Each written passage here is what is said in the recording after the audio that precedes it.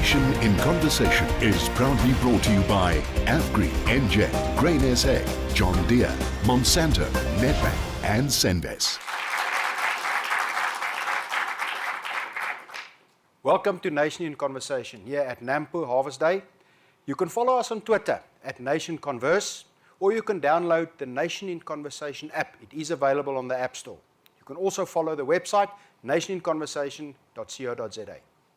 Today we're going to talk about policy matters. We're going to focus on government's ideals, but also discuss if these ideals is feasible, what's working, what is not working. On my panel is Jannie de Villiers, the CEO of Grain SA, Dr. John Purchase, the CEO of Agbiz, Mr. TP Nchocho, he's the CEO of the Land Bank, and Hamish McBain, retired Executive Director of Tiger Brands. Hamish, I would like to start with you. About 10 years ago, when the discussions started about the Agri-BEE Charter, take us back 10 years and give us an idea of that discussions, how it went and where it ended. Our policy is very important, and this was a big change in government policy. Obviously, a lot of people were very unhappy with this. But the fact is, people got round the table from all shades of opinion, from labour to commercial agriculture to new emerging farmers. The first few meetings were very antagonistic, but people gradually found each other and learned to respect each other's view. And I think we developed something very, very constructive. I think we ended up with a very good Agri-BEE Charter. Then the problems came with delays in government approving the Charter and getting it implemented. One can make excuses or give explanations for this, but where there was a great momentum and enthusiasm to implement this policy and to make things really happen, farmers were very willing to provide mentorship, provide assistance to emerging farmers with providing loans of equipment to help them plough land, etc. That momentum got lost. And this has become perhaps one of the most important problems in South Africa. Not the policy that's always the problem, it's the implementation of the policy. And I think that's where we've got to really re-examine what goes on here and say, how do we make things better? I think one work on the assumption that government policies are there for the good of the country. Where do things go wrong? Why do the wheels come off the bus? And how do we get the wheels back on the bus? And how do we make things go together for a better future for everybody? Africa's got big problems coming. The population growth rate in Africa, 3% per annum. That means in 23 years we double the population. Who's going to feed all these people? So we need a buoyant, progressive agricultural body.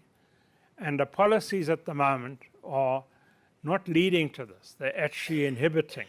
And they are discouraging people from investing in what is a very important growth industry for the country. Jannie, we've since moved on. We've had the National Development Plan. And a big portion of that plan, or a portion of that plan, is about agriculture. And there was a principle set in that plan, and that principle is roughly that 20% per area would be transferred to new farmers. And I think everybody bought into that principle. But then we started to get different views. We get what's commonly referred to as the 50-50 principle. We have land ceilings. We have questions about willing buyer, willing seller. In this uncertain environment, from organized agriculture point of view, how do you approach the challenges? Yeah, I think let's accept that, I think the framework of the National Development Plan is acceptable. I think everybody understands we need to do certain things. I mean, if we look at the market operating at the moment, there's about 13% of land in this country every year that comes onto the market. So if there was money and there was a proper system in place and implemented, we could have used that 13% and we would have been, I think, past the 30% mark that was initially set and not even the 20%. So I think there's a willingness, and there's still a willingness to do that. At the moment, I think we're struggling with finance, getting that finance. Two is the farmer must be selected that wants to farm. He's not somebody who just wants to be there over the weekends. Thirdly, if the land is transferred in the government's name and it's not got a title deed, he can't use it as security, he can't get a loan, he can't produce. So we now have this very bad number of 90% failure in this policy matter. But I mean, this guy is destined to fail because he don't have any security to get a loan. So he can't farm. I mean, it's one season and then it's gone. So I still think there's a lot of willingness to sit down and sort out this problem so that we can take it forward. In terms of that, TP, I want to come to you. Finance is an integral part, and the financing of either commercial farmers, of commercial agribusinesses, of new farmers is integral to the ideals of government. And I think we can assume that the principle of having a more representative, sustainable agriculture sector is accepted by everybody. We're way past that. From your point of view, from the Land Bank's point of view, how do you see your role in assisting the financing going forward? All right, thank you very much, Theo. Let me start first this way. The role of the Land Bank, as I see it, similar to any other development finance institution, is to, yes, primarily provide finance, but the question is with what objective? And I would like to suggest that, one, a development finance institution is supposed to provide finance that enables growth in the economy. So the Land Bank is a specialist agricultural finance institution. So our interest primarily is that our money that we provide to farming enterprises translates into the increasing of the cake, enlarging of the cake, so to speak. But the second part of our role is to effect social changes, transformation, so to speak. Now, the issues of policy that impact on the activities of the Land Bank are multifold. What Jannie touched on, and I think what we are going to talk a lot about today, you could say it's an issue of land policy. But there are also policy issues relating to development financing itself, in a sense that you have a wide spectrum of farmers, starting with the smallest, who perhaps require microfinance type instruments, to medium-sized farmers, to larger farmers who require large-scale financing for capital and infrastructure and so on. So development finance policy would then cover such wide spectrum. But you also have another policy area which has become contentious these days, and I've seen the impacts thereof in our area of work, in the area of water policy, because a lot of water is used by farmers for irrigation and things like that. So these policy areas need to be harmonized. They need to work in coherence, in support of what I mentioned a minute or two ago regarding growing the sector. So from a development finance institution perspective, from a bank perspective, if these policy instruments do not come together, what it does is that it places a limitation on the amount of capital flows that we can direct into the sector. And when that happens, it depresses investment generally across the sector. So that, what I'm trying to say is that policy has major consequences to enabling financial flows. And in terms of that, John, I want to pick up with you. Policy uncertainty inhibits flows and inhibits investment. In terms of your participation, and I want to specifically spend a few minutes on the agriculture parks, your view on those kind of policies, the fact that Agbiz principally is part of that, how do you view that? Yes, firstly we must understand where policy comes from. Policy emanates from two overarching documents, the NDP, but also the new growth path. We must not underestimate that level. And then there are specifically three outcomes that affects the whole agro-food value chain. One of them is rural development, and this is where the agri-parks falls into. Now, agri-parks per se is not a wrong concept. It's a concept that we've had in the old commercial agriculture in South Africa, where the cooperative was an agri-park in a town like Leeudoringstad or wherever. It's a concept that's being utilized in Europe, specifically in Italy, which is at a very high level of sophistication. But then you also have agri-parks in India, China, Mexico. There are many examples of where you have agri-parks. But it's how do you make those, and in South Africa we still have agri-parks. Even a town like Lichtenburg has many businesses there that are essentially part of an agri-park.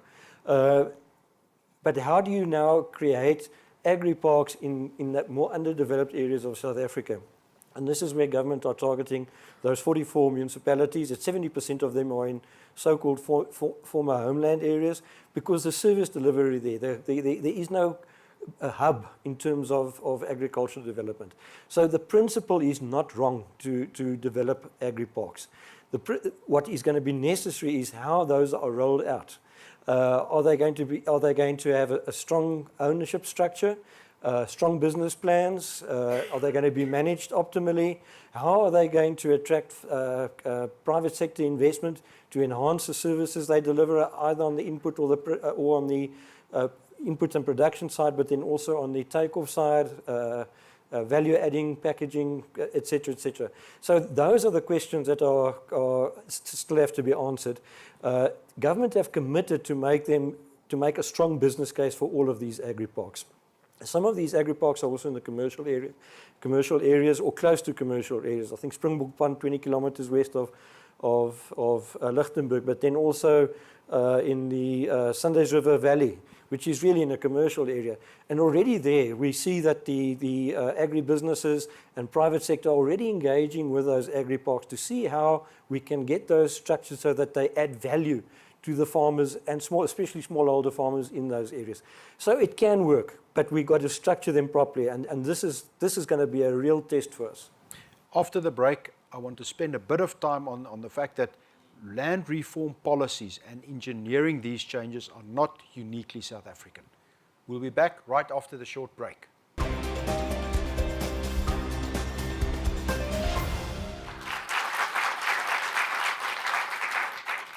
Welcome back to Nation in Conversation.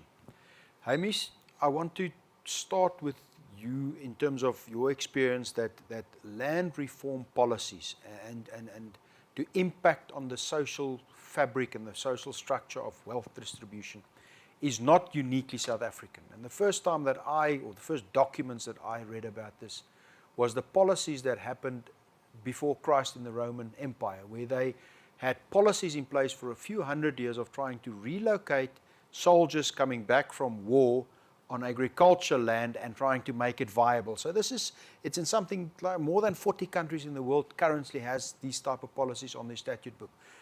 If you look at South Africa compared to, let's say, policies that are being implemented in China and the challenges, what is the similarities?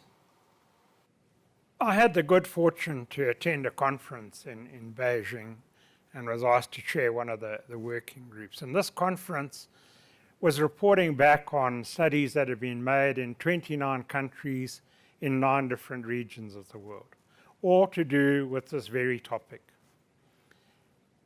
What were their findings? And this is common right across all these different parts of the world. First of all, the potential of partnership with the private sector was grossly underutilized. And that's what I'm talking back to, this thing about inclusive and getting everybody round a table and working together. The second point was that there was a need to empower farmers by getting them organized and training them. So the training of farmers was a very important issue, again, in all parts of the world. But without private sector involvement, the training or extension service efforts failed dismally everywhere. And we've had a big problem with that in South Africa, extension services not being effective. Agri-SA, Grain-SA have had some great successes where they've got involved. So again, it's one of those lessons. What also came out is that there's a general trust between government, farmers and the private sector. So getting all these people together and talking to each other is a very important part of making a success out of things. And therefore, they strongly recommend the use of facilitators in bringing these different parties together. The independent partnership facilitator is a very important role. And then what emerged at the conference, and particularly in the working group that I chaired, was this matter of finance, which has been mentioned earlier on. And some countries had found very good solutions to this. And I think we can learn from all this. In summary, what did they say? For success, you need trained and organized farmers. And that's where the co-ops tend to come back in again. Supportive government with its policy and assisting and facilitating. And then the involvement of the private sector. Independent facilitators. So this is a common message that comes across. And I think we can learn very important lessons and take this on board, because this is where we're, I think, stumbling and finding fault. I get the impression, John, and I'm going to throw this at you, that in South Africa, for some or other reason, we are now at a position where it's us and them. The farmers talk to the government or about the government as them. Government talks to the farmers or about the farmers or the commercial farmers as them. This almost us and them that's not sharing a common plan or a common vision.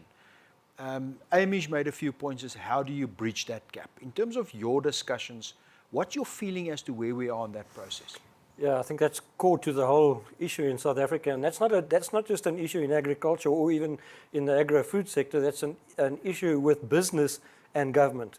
And part of the process that we're busy with now is the so-called CEO process that Minister Gordon and President Zuma have launched to engage business more proactively to try and dodge the downgrades and to try and get the economy kick-started. And clearly there's a trust deficit that we've got to overcome in South Africa from business. It probably manifested more in agriculture than some of the other sectors.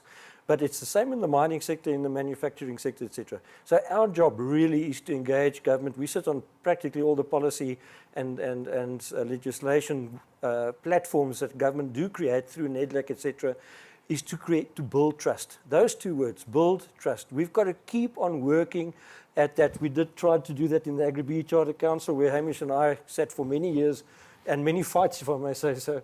But we got to get through to the nitty-gritty, the detail of making things work. And so building trust is core to our success. Jannie? Yeah, I think what I've experienced is there's a political imperative for the things that agriculture needs to deliver in terms of the total broad economy and the society. And I think perhaps TP noted that when he said, first of all, growth, but secondly, there's a policy framework that's needed for all entities to operate within, and that policy has certain goals. Yeah. The us and them thing is the political imperative from this group, and the profit market-driven needs an imperative from business. And I think this is where I think the us and them sometimes, get sort of separated, and we need to keep on engaging to cover that bridge, because this is probably our single biggest stumbling block to move forward. TP, the land bank is a role player. Everybody needs the land bank. The commercial farmers, commercial business, new farmers, government, everybody needs the land bank. In terms of this us and them bridge, your comment? It's, it goes back to the point that I made earlier on, and that is that for money to flow into any investment environment, you need a set of circumstances that say the money will be well taken care of and it will be returned. Now, if you have a policy environment that perhaps is deficient, to use that word, in terms of providing security of tenure, how long you can be on a piece of land to invest the money and get your money to flow back from the commercial activity of your farm. If that kind of certainty is inadequate, you will, even from an institution such as the land bank, you are unlikely to attract financial capital. The second thing that I think we should say as an institution, the land bank, is certain subsectors or sectors of agriculture lend themselves to scale in order to be viable. And so when we perform a viability assessment of a loan application or an investment proposal, depending on the kind of, whether it's a sugarcane farm or a livestock farmer or a wool producer, the economics of that particular commodity that we are talking about will matter in terms of the size of the property or anything like that. So I always say to people, we at the Land Bank will always come from an economics angle. Does it make sense for a particular size of farm to be viable and to be able to carry a particular defined level of investment and to carry a loan? So we look at things from that perspective. And yes, in the current environment, regrettably so, as a consequence of this us and them thing, you then have a situation where there's almost a sense of stagnation in the sector. And as a consequence thereof, not much capital flows in the sector. And I mean, all the research material shows in a form of farming units that are decreasing or farm output that's perhaps declining and things like that. So I think all the numbers are there and the statistics are there to indicate that the various pieces of this development puzzle, or this puzzle to develop the agricultural sector, are not really working well together. It could be a lot better, and if we get the confidence right with the policy framework, it's more a matter of we're losing growth and we're losing potential in a sector that should be growing faster. Correct. Jannie, you noted that one of these areas is where there is a problem is around research. And on the one hand, research in terms of the Agricultural Research Council, but also the support of agriculture colleges. And that almost should create a basis for the sector. That's investment in the future of the sector. Yeah, I think if we want to be sort of profitable at the export parity level, I'm talking now maize, we can, this is the cheapest way to feed the nation. It is the cheapest way to feed all our value-adding poultry, dairy, and meat products to be exported and create jobs and all of those things. That's part of the National Development Plan. If we want to be profitable there, we need to up our game in terms of our productivity. And the first thing that the farmer will talk to you is, how are we going to increase my yield? Do research. And what we see in policy at the moment is we talk, yes, we want to increase research, but no, the money is getting lesser and lesser. The budget allocation to agricultural research has been cut. Yep.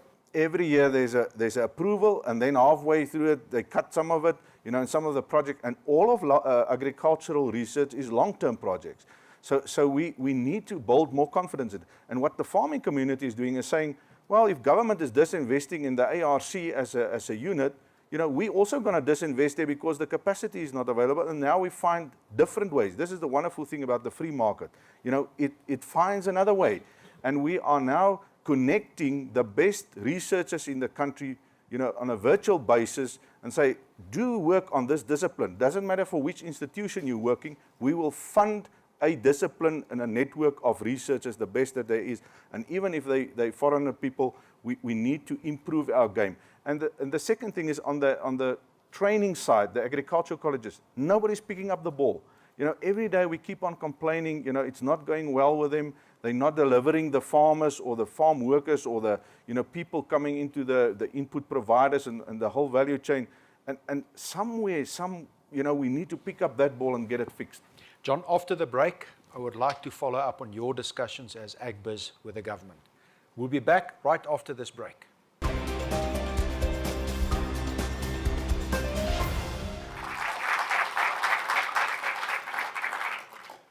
Welcome back to Nation in Conversation. Hamish, I want to start with you in terms of scenarios. Where are we? Because agriculture, I think, is part and parcel of South Africa. Farmers has long-term investments in South Africa. Food security is paramount to South Africa's future. And I do believe that if South Africa fails, there won't be any winners. It's a lose-lose situation. In terms of scenarios, your view on where we are and what the possibilities are? Well, for the last few years, South Africa is tending to be drifting downwards, if you like, in its performance. Yes, we've had big increases in productivity and yields, which is the positive side. But at the same time, we've been losing farmers, and farmers have not been investing. So where the scenario I put us in right now is we're plodding along. And we can plod along for the foreseeable future, but that's not where we want to be. Ideally, we want to see agriculture growing because somebody's going to have to feed a lot of Africa in the not too distant future. So how do we get there? And that's the whole point. And I believe this getting together and being inclusive of everybody in the discussion of how we make a better scenario. The other one scenario that I plot is what I call the slow death scenario.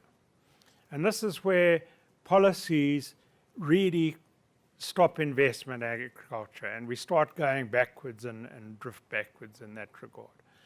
It won't happen overnight, but that we don't want to see happening either.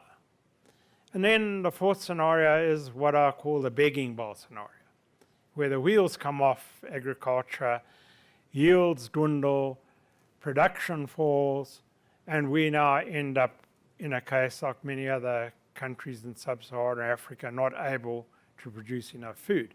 Now this is not an unrealistic scenario because what has happened? South Africa used to be a net exporter of food. Today we are on the brink of being a net importer. Now some sectors in agriculture are doing very well. Some of them are, particularly horticulture, are in fact exporting very successfully to a number of parts of the world. We've got to look at that. Why are they getting it right and why are the people getting it wrong? And productivity is a big part of it. Research is a big part of it. Right now, as has been said earlier on, we're tending to disinvest from research, and we're not investing in the technology that we need to if we're going to be a competitive and highly productive nation.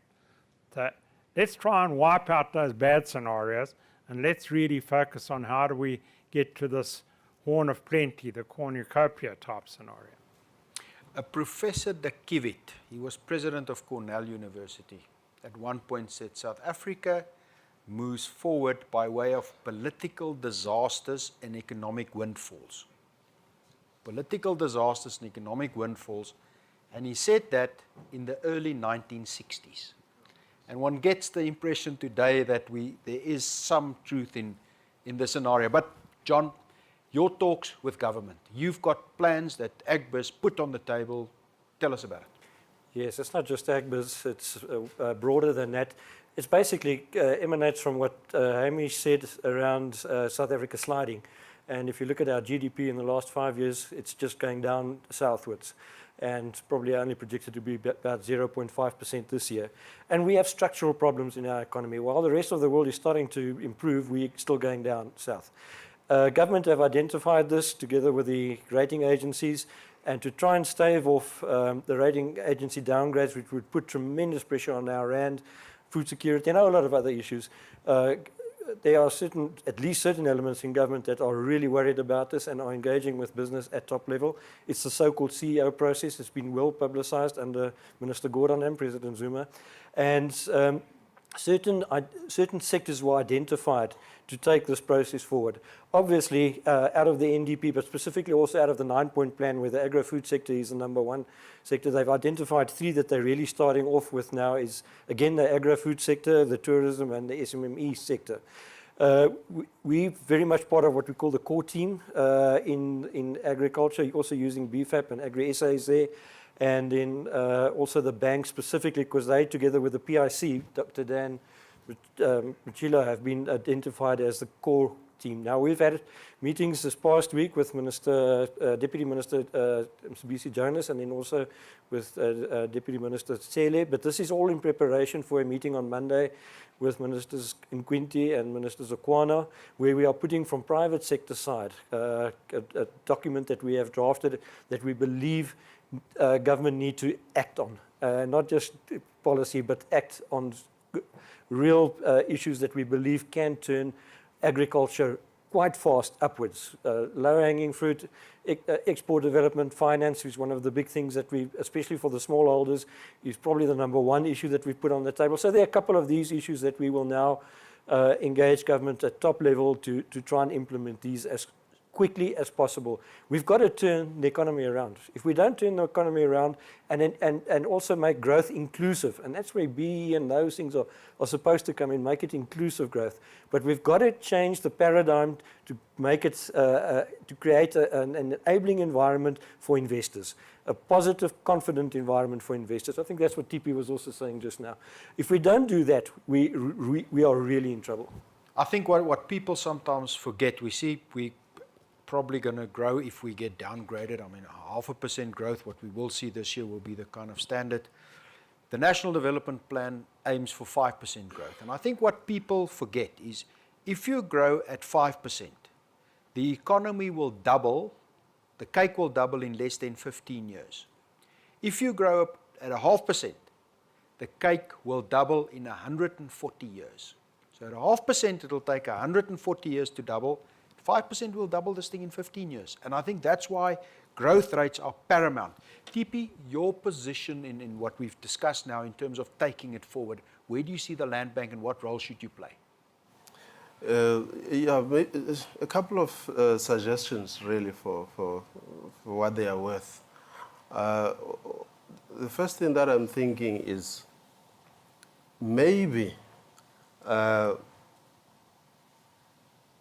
organized agriculture, both black and white, if I can say so, because we do have organizations like that, should work on initiatives more on a bottom-up basis. In other words, Grain SA getting together with AFASA and saying, let's do this program of development in order to increase greater inclusivity and greater participation and involvement of aspiring black farmers. Try and build almost demonstration cases. We know that we need government, but let's see the extent to which we can initiate programs and projects that we can take as far as possible. And the Land Bank is willing to be a partner in doing those kind of things. That is the one thing. The second thing that crossed my mind, and I was discussing this with Jannie earlier on, and that is that we know that in the mining sector, mining companies invest and operate mines for 30, 40 years and more on land that they don't own. But there is a legislative framework that enables that. If you think about the opportunities that are available for expanding land under production in an area such as the Eastern Cape, which is largely communally held by chiefs and traditional authorities and things like that. To what extent could we ask lawyers, lock them up in one room and refuse to let them out until they give us, in the agricultural sector, some kind of a framework to improve security of tenure that is sort of similar to what is available in the mining sector. That gives you access to the financial system. Correct. So that then a lender or an investor on that property could have a runway of, 10, 15 years or more to invest and recoup their capital. So I'm think, as you can see, my thoughts are more, is there anything that banks, development finance institutions, organized agriculture, members of civil society that have an interest in this can do to demonstrate working models of land reform and successful agricultural transformation while we continue the work that we do in terms of policy persuasion and policy improvement? I want to follow up, and I see that yellow light tells me time's up now, but I'm going to continue with this. TP, we've talked previously in one of the previous discussions, whose responsibility is it to tell the world about the success stories? Because it makes front pages if something goes wrong. But all the success stories, nobody reads about them. And it's almost like they happen and then nobody. Whose responsibility is to tell the rest of the South African population there is success stories, we are moving forward in some of them? What's your comment on that? I would say the people who would have impact in terms of the credibility of their stories are people who have done a project and here it is working. In my travels around the world, I always say the businessmen, South Africans that I meet everywhere, I think they are better placed across the dinner table or wherever to convey a good story about South Africa because they carry the credibility. They will tell you, I invested so much, my success is like this, I'm now exporting to so many countries around the world. So those who are the actors in the economic space, I believe, are the best placed. Thank you very much. We'll be back right after the break.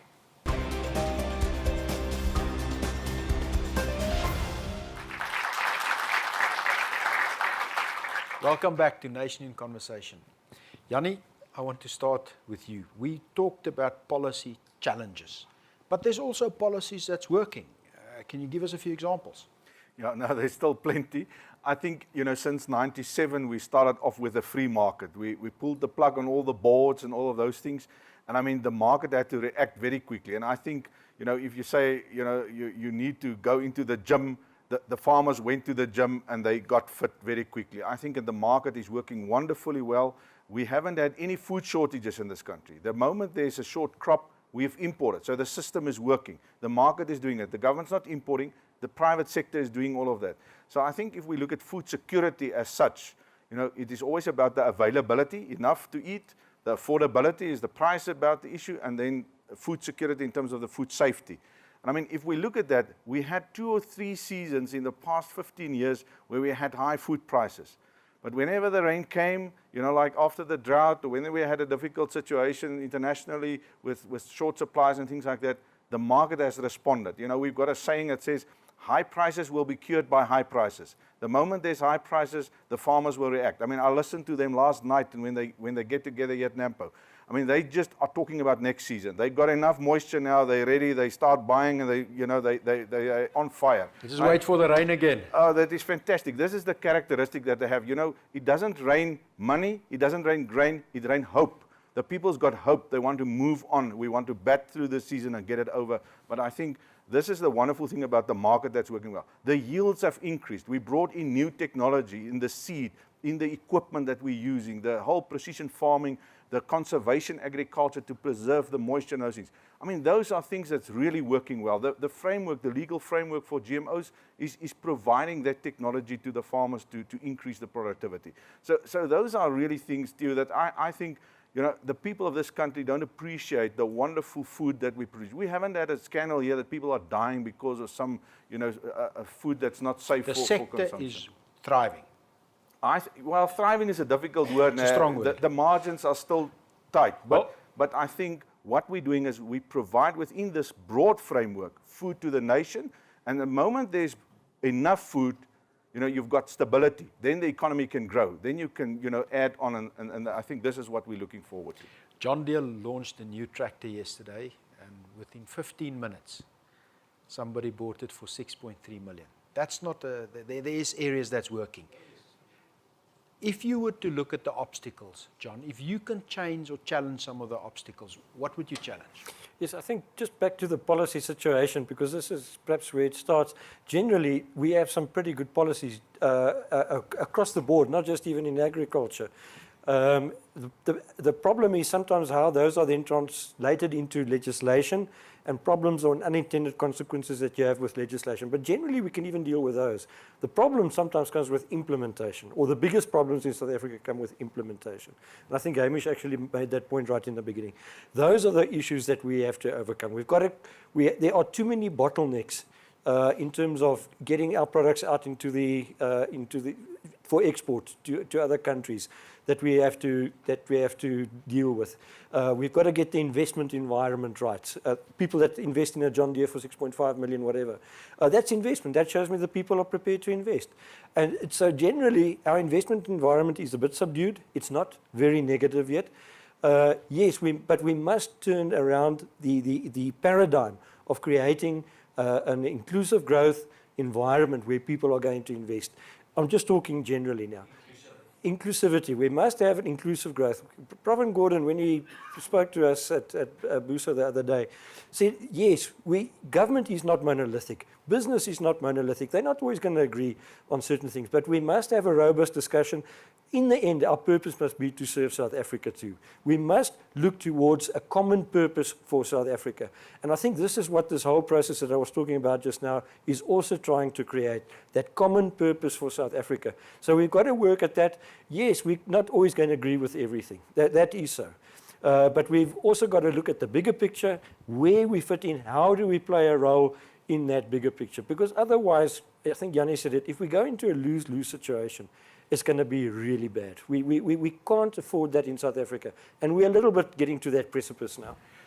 Hamish, I'm going to ask this question to you because I think you stand one step away from the agriculture sector. You've retired from an executive position and you almost look at the sector and build scenarios around the sector.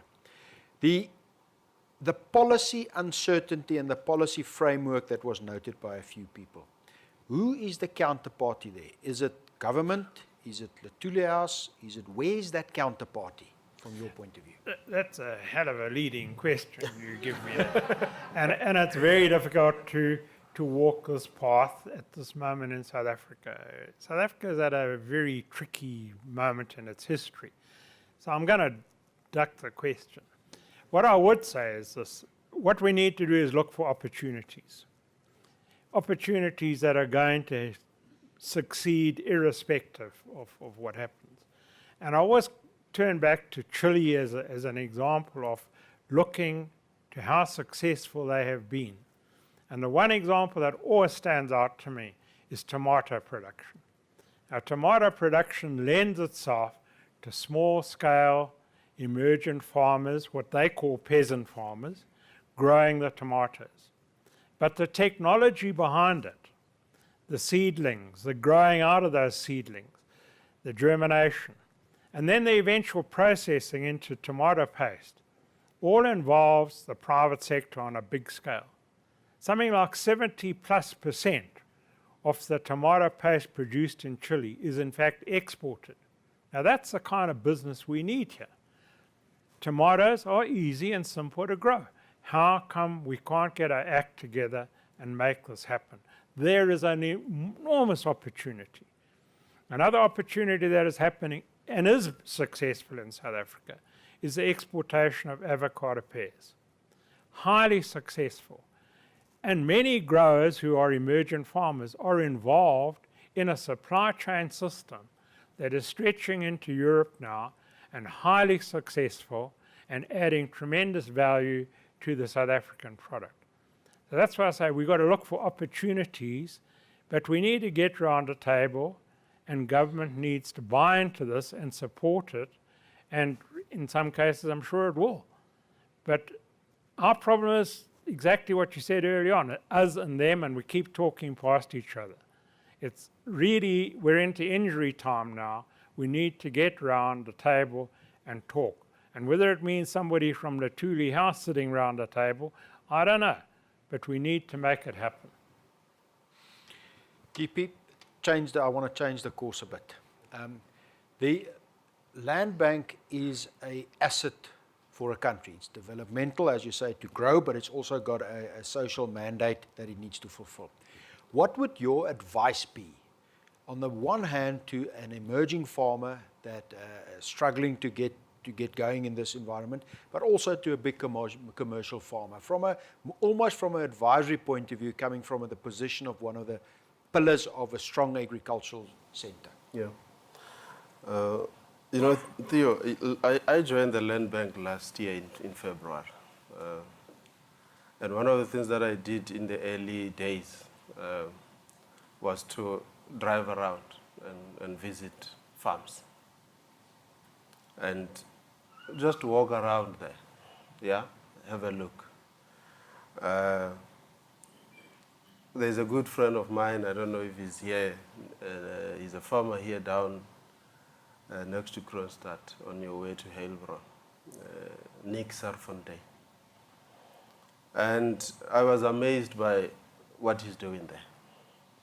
Hence my earlier suggestion about farmers holding another farmer's hand and doing something to get the country moving in the right direction. Here, what he was doing was, in the midst of drought, using his own farm to take in some of the smaller farmers, their livestock, which was under stress as a consequence of drought, and helping them through to feed, take product to market, and so on and so on. What is the point that I'm making? The point that I'm making is, I think ordinary farmers, black and white, coming together and initiating business partnerships is, in my view, likely to get the momentum going around demonstrating that agricultural development and projects of land reform can work.